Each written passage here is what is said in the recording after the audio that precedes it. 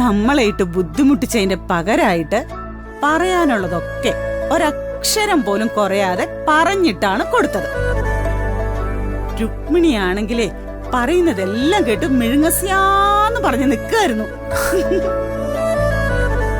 അവസാനം ഞാൻ പറഞ്ഞു, ഇനി നിങ്ങൾക്ക് തീരുമാനിക്കാം ഞങ്ങൾ ഇവിടെ താമസിക്കണോ വേണ്ടയോ എന്ന്. അപ്പോ രമ്യ പറഞ്ഞു, നമ്മൾ ഇവിടം വിട്ട് എങ്ങും പോണ്ടാന്ന്. രുക്മിണിക്ക് അതിനോട് അത്ര സമ്മതമില്ല.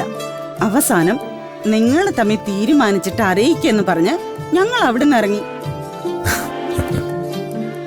അപ്പൊ നമ്മളിവിടുന്ന് വീട് വിട്ട് ഇറങ്ങേണ്ടി വരുമല്ലേ? വേണ്ട. അതെന്താ? ഞങ്ങള് അവിടുന്ന് ഇറങ്ങി ഇവിടെ എത്താറായപ്പോ രുക്മിണി തിരിച്ചു വിളിച്ചു. എന്നിട്ട് പറയണേ, നമ്മളിവിടെ നിൽക്കുന്നതില് അവർക്ക് എതിർപ്പൊന്നുമില്ലാന്ന്. ഇപ്പൊ തന്നെ വാടകച്ചിട്ട് എഴുതാന്ന് പറഞ്ഞു. അങ്ങനെ ഞങ്ങൾ തിരിച്ചുപോയി 1 വർഷത്തേക്ക് വാടകച്ചിട്ട് എഴുതിയിട്ട് വരുന്ന വഴിയാ ഇത്. ദാ മോളുടെ കയ്യിലുണ്ട് വാടകച്ചിട്ടിന്റെ കോപ്പി. സന്തോഷായി. അടച്ചുറപ്പുള്ളൊരു വീട്ടില് ആദ്യമായിട്ട് നമ്മൾ താമസിക്കുന്നത് എവിടെയാ?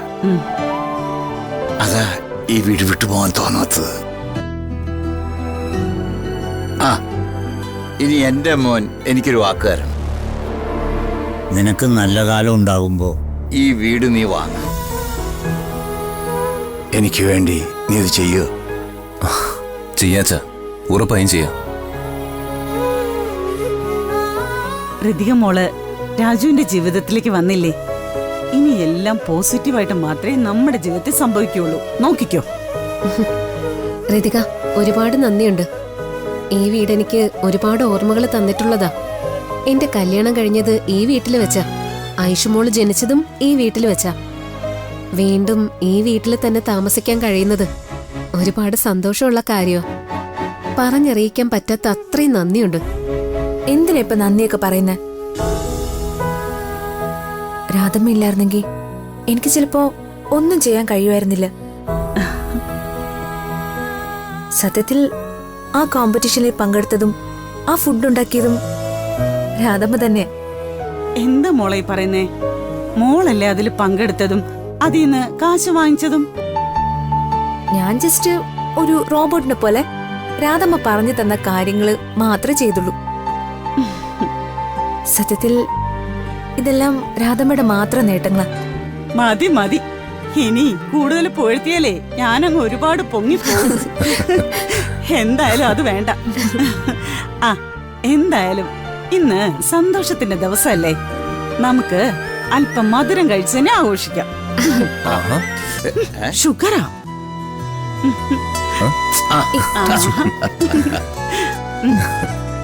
എന്നും ഈ കുടുംബത്തിന്റെ സന്തോഷം ഇതുപോലെ നിലനിൽക്കണം. അത് മാത്രം മതി. ഒരു ദിവസം നമ്മുടെ ശ്രീയെ ഹരീഷയും കൂടി വിളിക്കണം. എന്നിട്ട് ഒരുമിച്ച് ചെറുതായിട്ടൊന്ന് ആഘോഷിക്കണം. ചെറുതായിട്ട് മതി. വിളിക്കാം സർ.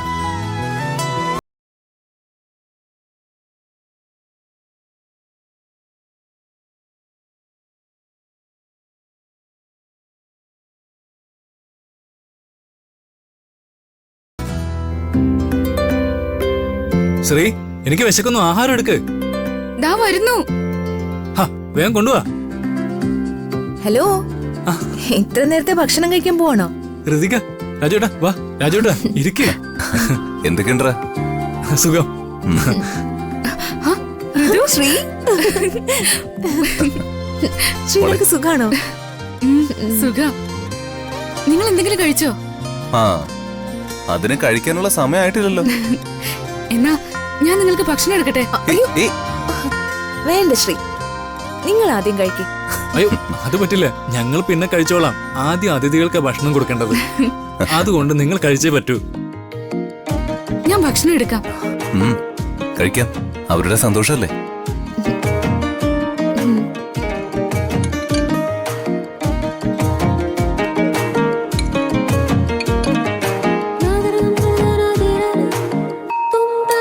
കഴിക്കേട്ടാ.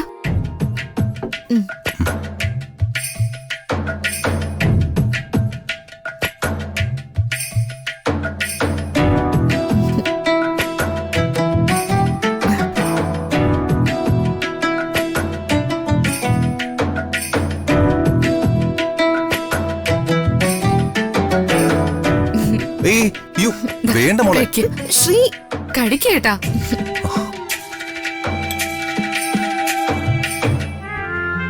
എനിക്ക് വേണ്ട.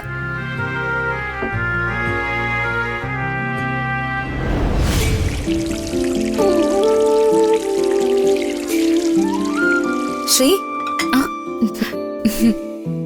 അല്ല, നിങ്ങൾ കഴിക്കുന്നില്ലേ? ആ ഞങ്ങൾ കഴിച്ചോളാം.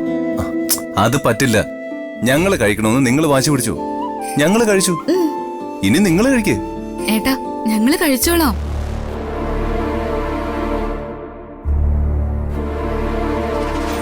ആദ്യം നിങ്ങളോട് കുറച്ച് സംസാരിക്കട്ടെ, വിശേഷങ്ങളൊക്കെ ഒന്ന് അറിയട്ടെ, അത് കഴിഞ്ഞ് കഴിച്ചോളാം. നിങ്ങൾ ഇരിക്ക. ശ്രീ, ഹരീഷേ, സത്യം പറയണം.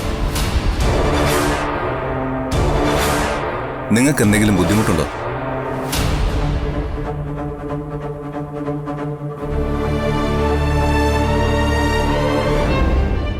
ഏയ്, അവർക്കെന്ത് ബുദ്ധിമുട്ട്? കണ്ടാ തന്നെ അറിയില്ലേ അവർ ഹാപ്പിയാണെന്ന്, അല്ലേ ശ്രീ? അതെ.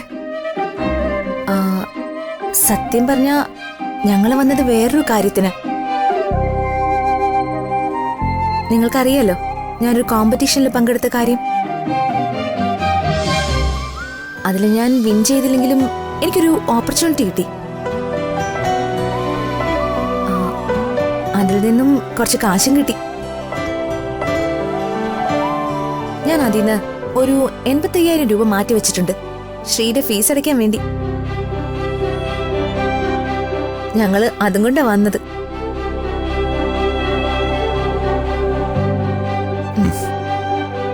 ശ്രീ, ഇത് വാങ്ങിക്കേ. അയ്യോ ഇതൊന്നും വേണ്ട ഋതിക. അതെന്താ ഹരീഷ് ക്യാഷ് വേണ്ടെന്ന് പറഞ്ഞ്? പ്രത്യേകിച്ച് കാരണങ്ങളൊന്നുമില്ല.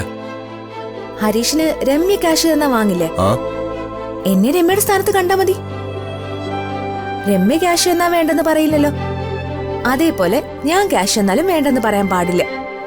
മനസ്സിലായോ? നമ്മളിപ്പോ അന്യരല്ല, ഒരു കുടുംബത്തിലെ അംഗങ്ങളാ. കുടുംബത്തിൽ ഒരാൾക്ക് ഒരു ആവശ്യം വന്നാലേ അത് നികത്താൻ കഴിയുന്നവരത് ചെയ്യണം. അതാണ് കുടുംബത്തിന്റെ അലിഖിത നിയമം. അതുകൊണ്ട് കൂടുതലൊന്നും പറയണ്ട. ഈ ക്യാഷ് വാങ്ങിയേ പറ്റൂ.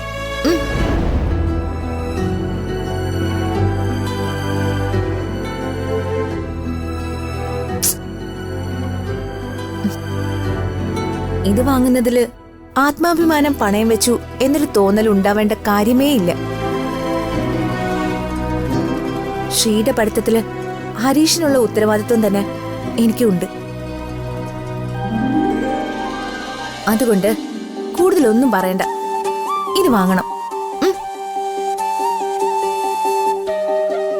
ശ്രീ, അത് വാങ്ങിക്കോ. വാങ്ങിച്ചോ? രാജു, ആ? ഞാനിവിടെ വെയിറ്റ് ചെയ്യാം. ആ. എനിക്ക് ഫ്രൈഡ് റൈസ് കഴിക്കാൻ ഭയങ്കര കൊതി. ഒന്ന് വാങ്ങിക്കൊണ്ട് വരുമോ? മാഡം ഇപ്പോഴല്ലേ കഴിച്ചത്? അതെ, പക്ഷെ ഹരീഷിനോട് ഡയലോഗ് അടിച്ചടിച്ച് അതൊക്കെ എപ്പോഴേ ജയിച്ചു പോയി. ഒന്ന് പോയി വാങ്ങിക്കൊണ്ട് വരുമോ? ശരി ശരി ശരി. 2 എണ്ണം. ശരി. ശ്രീ, നീ നന്നായി പഠിക്കുന്നുണ്ടല്ലോ അല്ലേ? ഉണ്ട് ഋതു. നിന്റെ ഫ്രണ്ട്സൊക്കെ ഭയങ്കര പരാതിയാ. എന്തിനു? അവരെല്ലാവരും വിളിച്ചിട്ടും നീ ഫോൺ എടുത്തില്ലെന്നാ പറയുന്നത്. എനിക്ക് മടിയായിട്ടാ ഋതു. നീ അങ്ങനൊന്നും ചിന്തിക്കണ്ട. നിന്റെ കല്യാണം കഴിഞ്ഞു എന്നറിഞ്ഞ് അവരെല്ലാരും ഭയങ്കര ഹാപ്പിയാ. നീ അവരോടൊക്കെ ഒന്ന് വിളിച്ച് സംസാരിക്കണം. ശരി ഋതു. സത്യം പറഞ്ഞ നിന്റെ കല്യാണം മുടങ്ങിയത് ഞാൻ കാരണോ? എനിക്ക് നല്ല ആഗ്രഹം ഉണ്ടായിരുന്നു നിങ്ങളുടെ കല്യാണം നടത്തിക്കണമെന്ന്. എന്തായാലും നിങ്ങൾ കല്യാണം കഴിച്ചു, ഇപ്പൊ സന്തോഷത്തോടെ ജീവിക്കുന്നു. എനിക്കത് മതി സന്തോഷിക്കാൻ. ഇതേ സന്തോഷത്തോടെ ജീവിതകാലം മുഴുവനും നിങ്ങൾ ജീവിക്കണം. ഒന്നിനും ഒരു കുറവും ഉണ്ടാകരുത്.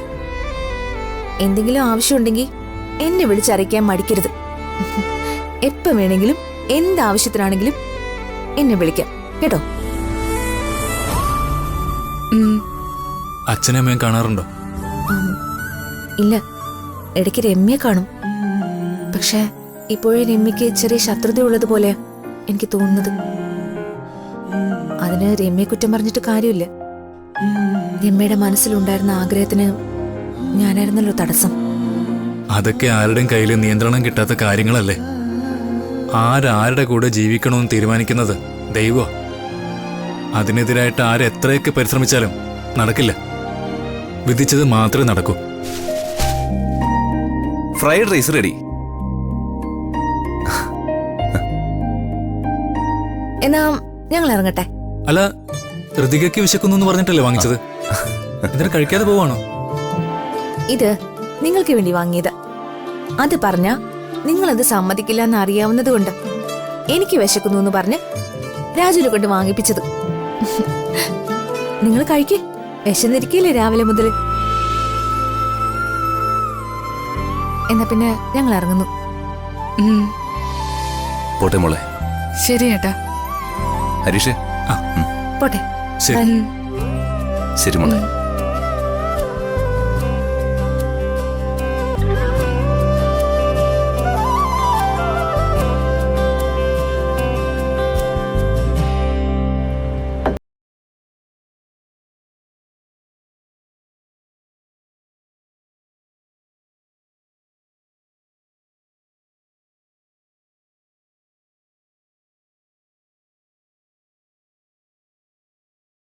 വലിയൊരു നേട്ടം അച്ചീവ് ചെയ്തിട്ടേ അതിന്റെ ട്രീറ്റ് ഇങ്ങനെ ഒരു ചായയിൽ ഒതുക്കിയതേ ശരിയായില്ല. തൽക്കാലം നമുക്ക് ഈ ചായയിൽ ആഘോഷം തുടങ്ങാം രാജു. ഒരുമിച്ച് ആഘോഷിക്കാൻ. ജീവിതം ഇനി ഒരുപാട് മുന്നോട്ട് കിടക്കല്ലേ. ഒരുമിച്ച് മുന്നോട്ടുള്ള ജീവിതവും. ചോദിച്ചത് തെറ്റായി പോയല്ലോ തമ്പുരാനെ. എന്താ? ഏയ്, നല്ല ചായ ആണെന്ന് പറയായിരുന്നു.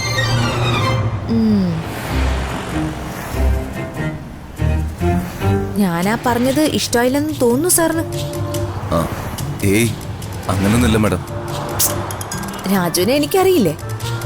ഞാൻ കുക്കിംഗ് കോമ്പറ്റീഷനിൽ ജയിക്കില്ലെന്ന് രാജുവിന് നന്നായിട്ട് അറിയായിരുന്നല്ലേ. അയ്യോ, അതല്ല മാഡം. അങ്ങനെ കുക്കിംഗ് ഒന്നും അറിയാത്ത ഒരാള് ഇങ്ങനെ പെട്ടെന്നെല്ലാം പഠിച്ചെടുക്കുമെന്ന് ഞാൻ സ്വപ്നത്തിൽ പോലും വിചാരിച്ചില്ല.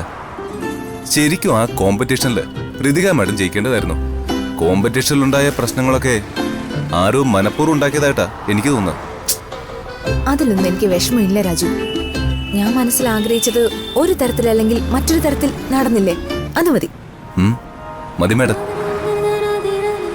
മനസ്സിൽ ഒരു കാര്യം അടിയുറപ്പിച്ച് വിശ്വസിപ്പിച്ച് അതിനു വേണ്ടി പ്രയത്നിച്ച ഉറപ്പായും വിജയം ഉണ്ടാവുമെന്ന് ഋതിക മാഡം തെളിയിച്ചു.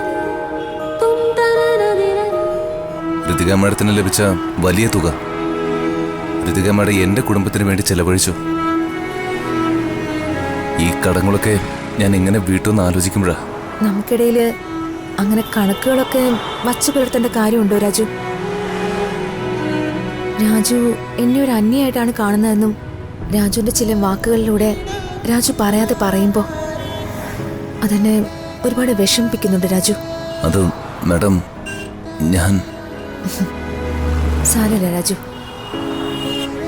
മനസ്സിലുള്ളതല്ലേ വാക്കുകളായിട്ട് പുറത്തു വരൂ. മനസ്സിലുള്ളത് മറച്ചു വെച്ച് രാജു എന്നെ കബളിപ്പിക്കുന്നില്ലല്ലോ. ആലോചിക്കുമ്പോ അത് തന്നെ വലിയൊരു ആശ്വാസം എനിക്ക്. നമ്മുടെ ആഗ്രഹങ്ങളെ കുറിച്ചൊക്കെ ഒരുപാട് പ്രതീക്ഷകൾ വെക്കുന്നതല്ലേ തെറ്റ് അല്ലേ രാജു? അതൊക്കെ പോട്ടെ. എനിക്ക് കിട്ടിയ എമൗണ്ടിൽ നിന്ന് ഒരു കാര്യം കൂടി എനിക്ക് ചെയ്യാനുണ്ട് രാജു. എന്താ മാഡം? അതൊക്കെ പറയാം. ആദ്യം ഈ ഗ്ലാസ് കൊണ്ട് കടയിൽ കൊടുത്തിട്ട് വാ. എന്നിട്ട് നമുക്ക് വീട്ടിലേക്ക് പോവാം. പോകുന്ന വഴിക്ക് ഞാൻ കാര്യം എന്താണെന്ന് പറയാം. രാജു എന്നെ ഒന്ന് സപ്പോർട്ട് ചെയ്താൽ മതി. ശരി മാഡം.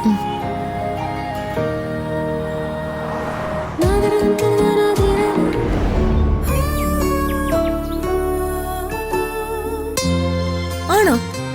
എന്നിട്ട് അപ്പു എന്ത് പറഞ്ഞു? അവളെന്ത് പറയാൻ? ശേഖരേട്ട പറ്റില്ല എന്ന് തറപ്പിച്ചു പറഞ്ഞപ്പോ പിണങ്ങിപ്പോയി അവള് കിടന്നുറങ്ങി.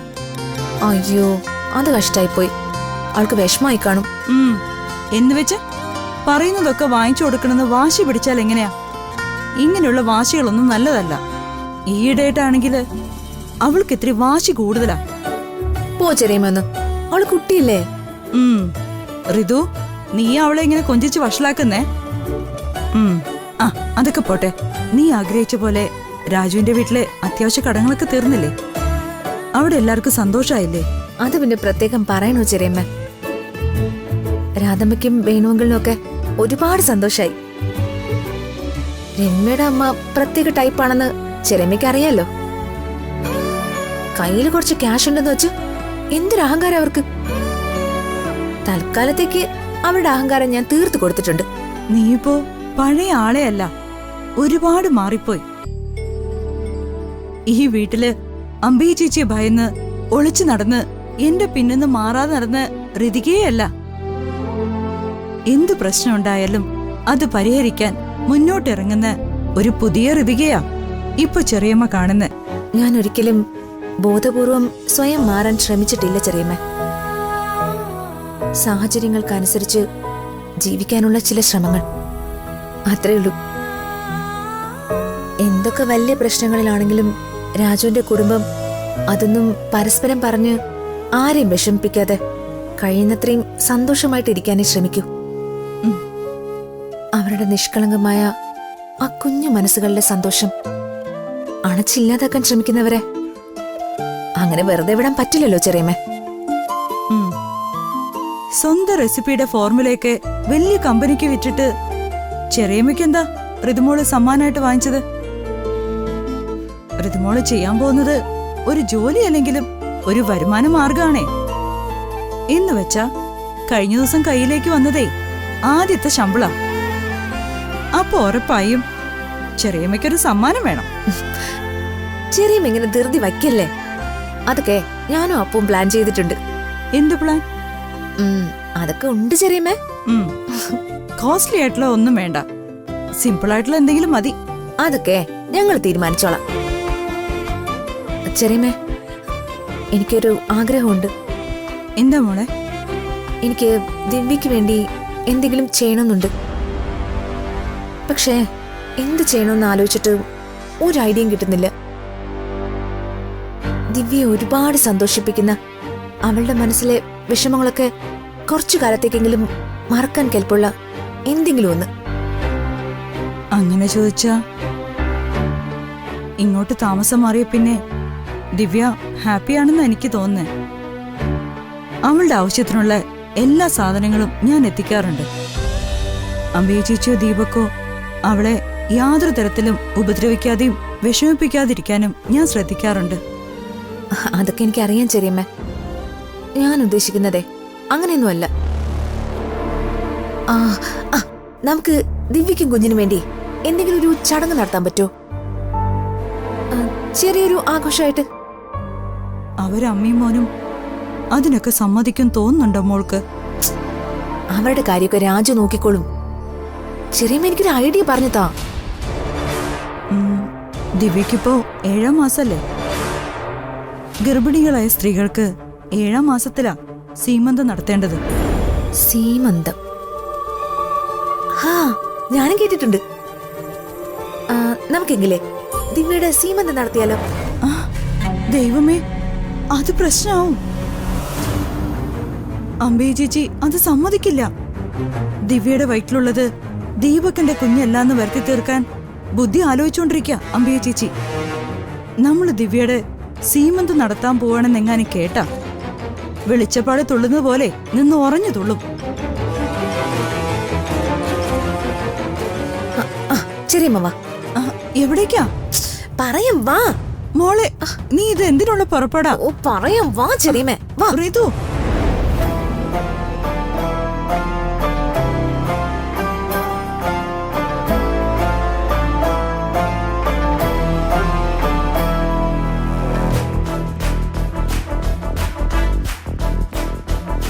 രാജു. സർ. പുറത്തെല്ലാവരും റെഡിയല്ലേ? റെഡിയാണ് സർ.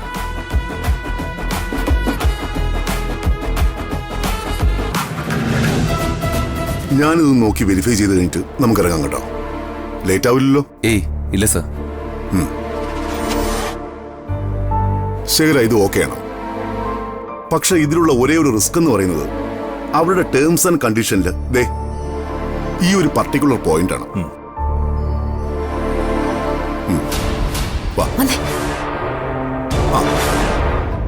ഫുഡ് കോമ്പറ്റീഷനിലെ വിന്നേഴ്സിനെ പോലും അസൂയപ്പെടുത്തിക്കൊണ്ട് ലോകത്തിലെ തന്നെ വൺ ഓഫ് ദി ബെസ്റ്റ് ഹോട്ടൽസിന്റെ പ്രശംസ പിടിച്ചു പറ്റിത്താനെന്ന് ഞാനിന്ന് ന്യൂസ് പേപ്പറിൽ കണ്ടു. അതെ അച്ഛാ, അത് ഞാൻ പ്രതീക്ഷിച്ചതല്ല. അങ്ങനെ സംഭവിച്ചു.